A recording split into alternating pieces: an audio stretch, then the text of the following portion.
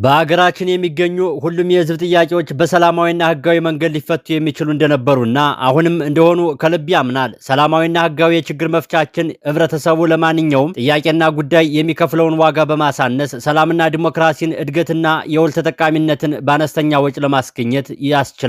ሰላማዊ ህጋዊ የችግር መፍቻ መንገዶች ለህዝብ ጥያቄዎች ተገቢ ምላሽ በማስገኘት ማህበራዊ ትምምንን ያጎለብታል። ማህበራዊ ትምምኑ እንደገና ተመልሶ የሀገርን ሰላም ይጠግናል። እድገትና የጋራ ተጠቃሚነትን፣ ዲሞክራሲና የዲሞክራሲ ልምምድን ያጎለብታል። በበለጸጉና በስርዓት በሚተዳደሩ ሀገሮች እንደሚታየው ሰላማዊና ህጋዊ መንገድ የመሪዎች ብቃት ለማሳደግም ተፈላጊ ነው። የመንግስት ፖሊሲ ለመቅረጽና ለማስቀረጽ ከዚያም አልፎ የመንግስትን የመምራት አቅም ለመገንባት የሚያግዙ የትምህርትና ስልጠና፣ የጥናትና ምርምር ተቋማት ለመፍጠር የሚቻለውን መንግስት ሰላምና የችግር መፍቻ መንገዶችን ለመከተል ቆርጦ ሲነሳ ብቻ ነው። በዚህ የተነሳ ማንኛውም ሰላማዊና ህጋዊ ችግር መፍቻ መንገዶችን በሀገሮች ውስጥ ለለውጥ ከፍተኛ አስተዋጽኦ ያለውን ማህበራዊ ካፒታል ለማሳደግ ሰፊ እድል ይከፍታል። ከዚህ በተጻራሪ ሰላማዊና ህጋዊ የትግል መንገዶችን የሚያጠብ ወይም ጨርሶ የሚዘጋ አገዛዝ ደግሞ ኃይልና አመፅን መግዣ መንገድ በማድረግ የሚመራውን ሀገርና ህዝብ ከባድ ዋጋ ያስከፍላል። ዜጎችና ልዩ ልዩ የህብረተሰብ ክፍሎች ለሚያቀርቡለት የፍትህ ጥያቄ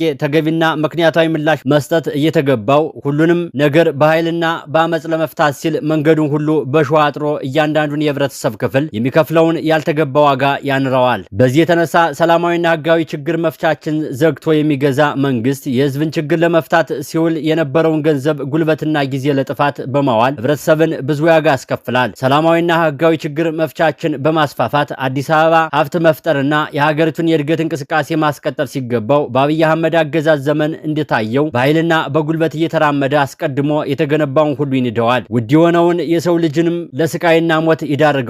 ላለፉት 8 ዓመታት መንግስታዊ ስልጣኑን የችግር መፍቻ ከማድረግ ይልቅ ችግር ማባባሻና አዲስ ችግር መፈልፈያ አድርጎ የተጠቀመበት የብልጽግናው መንግስት በሁሉም የህይወት መስክ ዋጋ ያስከፈለን መጥቷል። ሰላማዊና ህጋዊ ችግር መፍቻ መንገዶችን በመዝጋቱ ነው። ሰላማዊና ህጋዊ የችግር መፍቻ እድሎችን የሚዘጋ መንግስት አገር የሚከፍለውን ዋጋ የሚያንረውን ግን ራሱ በሚሰማራበት ኃይልና አፍራሽ አመፀኛ የችግር አፈታት ስልት ብቻ አይደለም። ፍላጎታቸውን በሰላማዊና ህጋዊ መንገድ ለመፍታት እድል የተነፈጉ ማህበረሰቦችን ወደ አመፅ መንገድ በመክፋትም ጭምር ህብረተሰብ የሚከፍለውን ዋጋ ያበዘዋል። በየትኛውም ሀገር እንደሚታየው ህዝብ በመንግስት መከዳቱን እስከሚያውቅ ድረስ መንግስትን የማመን ዝንባሌ አለው። መንግስት የቆረጠው እጅ እንዳለ ይቆጠራል በሚል ብሂል የሚመራው የሀገራችን ህዝብም የአብይ አህመድ መንግስት ክፉ መሆኑን እስኪገባው ድረስ በመንግስት ላይ ከፍተኛ አመኔታ አሳድሮ ነበር። መንግስት ሲኖር ሽፍታና ቀመኛ እንደሚቀንስ ወይም እንደሚጠፋ በማመን እየከፋውን ቢሆን በህግ አምላክ እየተባባለ ህግና ስርዓትን አክብሮ ለመኖር ቅድሚያ ይሰጣል።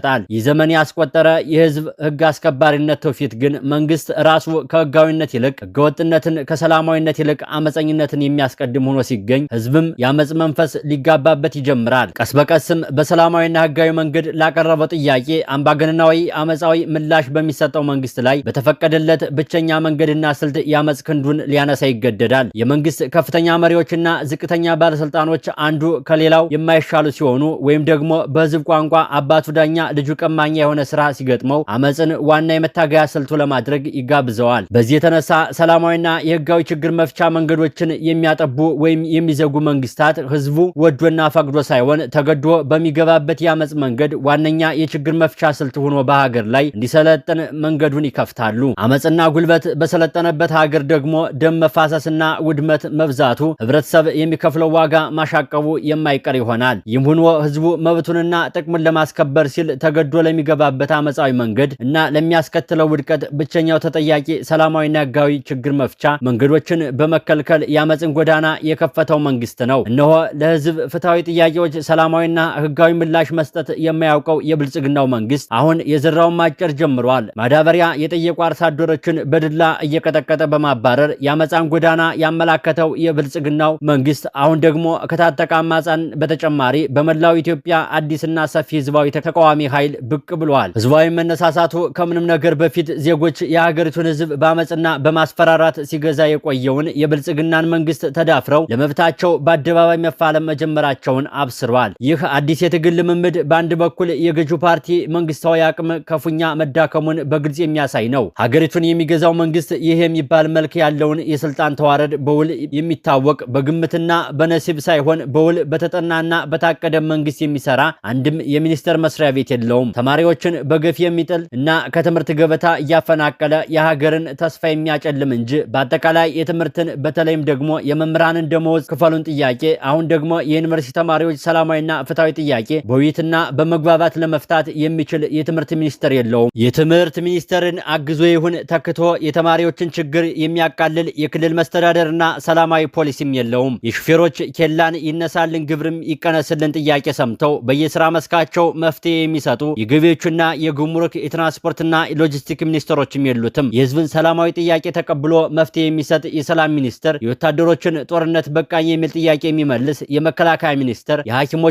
ዘርፈ ብዙ ጥያቄዎችን በአግባቡ ሰምቶ በትክክል የሚመልስ መስሪያ ቤትም የለውም። በአጠቃላይ በጠቅላይ ሚኒስትሩ መመሪያና ቅኝት በቢሮ እድሳት ስራቸውን የጀመሩት ሁሉም የሚኒስቴር መስሪያ ቤቶች የግል ቤታቸውን ወደ ማሳደስ ተሸጋግረዋል እንጂ የህዝቡን ጥያቄ የመመለስ ቅኝትና ችሎታ አላዳበሩም። በዚህም ምክንያት ኢትዮጵያ የራሳቸውን የቢሮና የቤት እድሳት ከመከታተልና ከማስፈጸም ወጥተው መደበኛ የሀገር የማስተዳደር ኃላፊነታቸውን የሚወጡ የሚኒስቴር መስሪያ ቤቶች የሌሏት ሀገር ሆናለች። ንጉሱ አብይም ሀገርን በብቃት ማስተዳደር ፈተናን ወድቀው እርቃናቸውን የሚዋኙ ሆነው ሀገር ማስተዳደር የማይሆንላቸው ሀገር መምራት የማይችሉ ሰው መሆናቸውን እየደጋገሙ አረጋግጠዋል። ኃላፊነቱን በውል የማያውቅና የሚወጣ መንግስት መገንባት ያልቻሉት ጠቅላይ ሚኒስተሩ ያልታጠቁ ተማሪዎችን ያነሱትን ሰላማዊ ህጋዊና አግባብ ያለው ጥያቄ በኮማንዶ ሰራዊት በዱላና በጥይት ለማፈን መሞከራቸውን መንግስታቸው የወደቀና የከሸፈ መንግስት መሆኑን የሚመሰክር ነው። የከሸፈው የአብይ አህመድ መንግስት የኮማንዶ ሰራዊትን ከታጠቀው አማጻን ጋር በከፈተው ጦርነት ተወጥሮ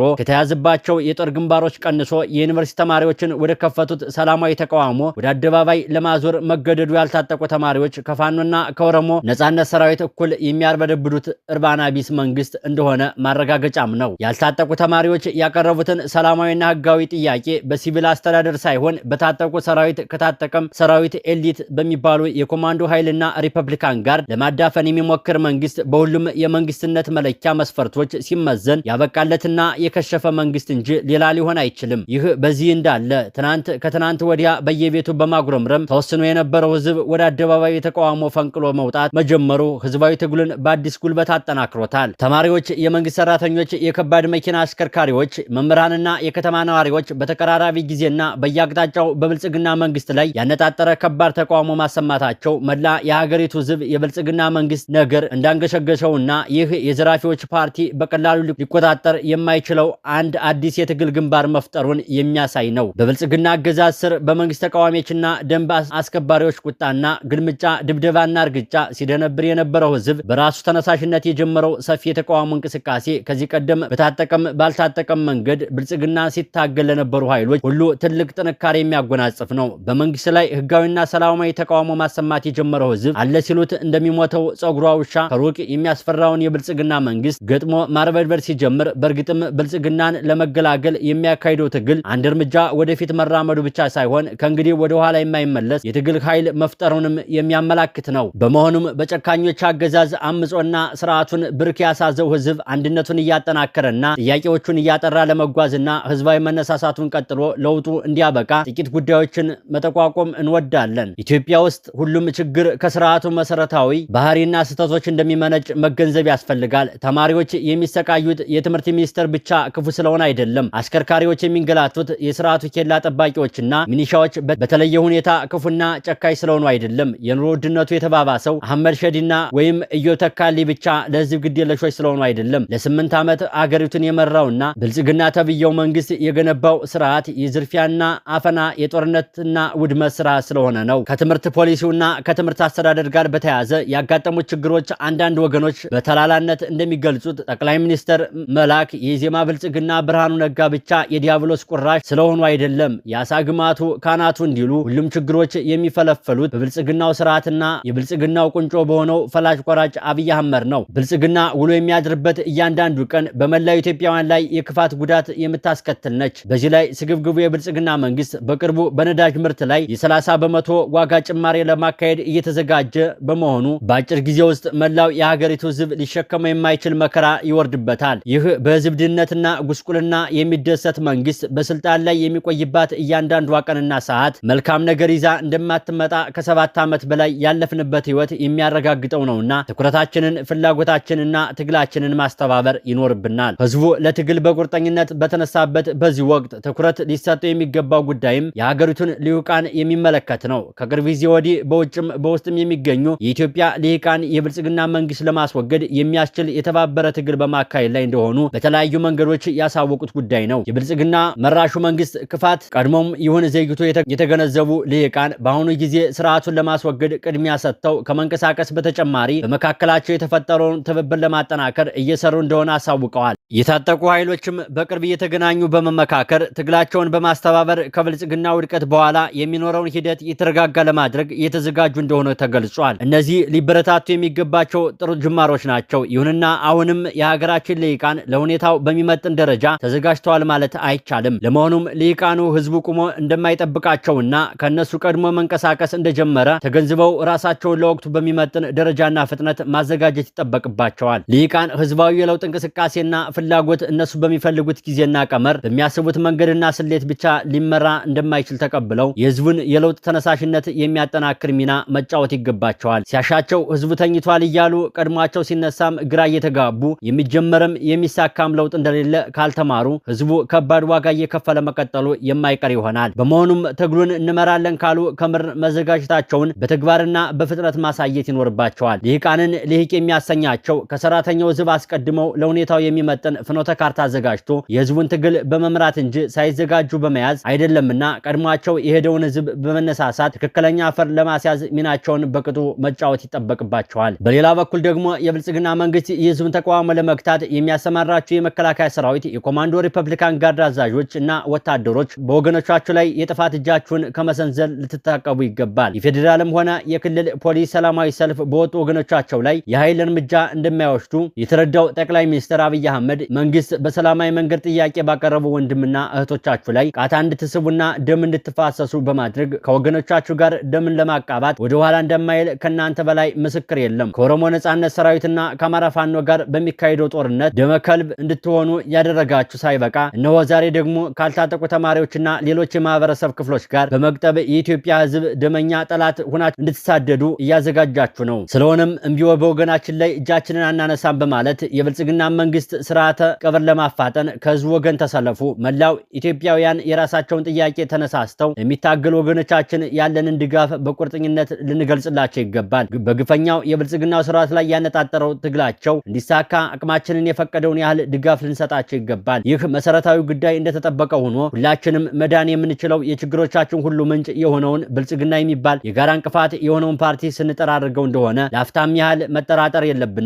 መንግስታዊ አመፅን መተማመኛ አድርጎ ለ8 ዓመታት የገደለንን ያጋደለንን ብልጽግናን የጋራ ኢላማችን መሆኑን መዘንጋት የለብንም። የሀገራችን ውድቀት ምንጭ ብልጽግና እንጂ በብልጽግና ጡንቻ እየተደቆሰ የትኛውም ህዝብ አይደለም። ከብልጽግና በኋላ የተሻለ ስርዓት ለመገንባት የምንችለው ጨካኙ የአብይ አህመድ መንግስት በመካከላችን የገነባውን ያለመተማመንና መጠራጠር ግንብ በማፍረስ ለመሆኑ በልዩነታችን ሳንገታ ከልዩነታችን ባሻገር የጋራ አንድነት ለመገንባት የማስተዋል ጥበብን እናዳብር። በተፈጠረ ልዩነታችን ሳንገታ ጠንካራ አንድነት የገነባን ቀን ራሱን በራሱ እያቆሰለ የሞት አፋፍ ላይ ያደረሰውን የብልጽግና መንግስት እድሜው አጭር መሆኑ አይቀርም። አበቃን። ሰላም ለሁላችን ይሁን።